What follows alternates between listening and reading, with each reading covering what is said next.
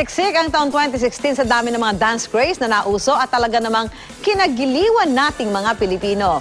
Ang ilan sa mga ito ginaya at naging viral video sa internet. Balikan natin ang ilan sa mga yan sa report na ito. Ngayong matatapos na ang taon, tara't makigiling at magbalik tanaw sa mga sayaw na nauso ngayong taong 2016.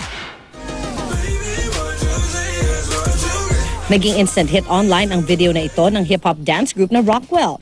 Sila ang nagpasimuno ng Fetty Wap Challenge kung saan sinayaw nila ang kantang Nobody's Better ng American rapper na si Fetty Wap. Marami ang natuwa sa simple pero swabeng choreography ng Rockwell kaya madami sa mga Pinoy ang nag-post din ng sarili nilang Fetty Wap Challenge. Gaya ng mga estudyante ng Our Lady of Fatima University. Kinunan daw nila ang video ng kanilang Fetty Wap Challenge habang may libreng oras sa eskwelahan. Challenge accepted din para sa batang si Nick Z. Calma na nagpa-wow din sa mga netizen.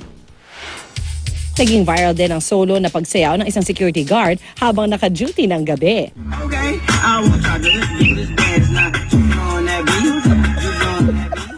Ang hinataw na sayaw ni Manong Guard ay ang Juju on That Beat na kanta ng mga American rapper na sina Zay Hilfiger at Zayon McCall.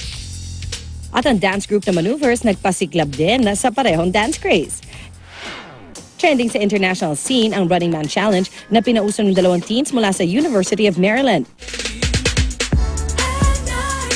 Sa Pilipinas, hindi nagpahuli ang ating kapulisan.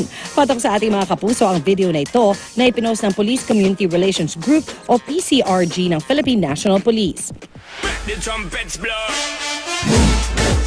Nagpaindak din ang mga Pinoy sa trumpets na inawit ni Sac Noel at Salvi kasama si Sean Paul. Gaya ng paghataw ng dance crew na Iconex family mula sa Tayabas, Quezon. Kinakaliwan din ngayon ang latest dance craze na Shishi.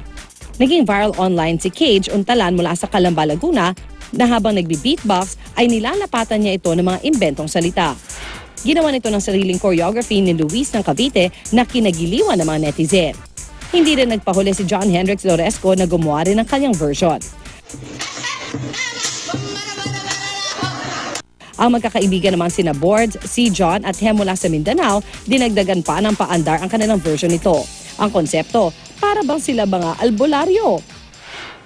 Talaga naman pagdating sa pagsayaw, ang mga Pinoy hindi pa uhuli sa paghataw.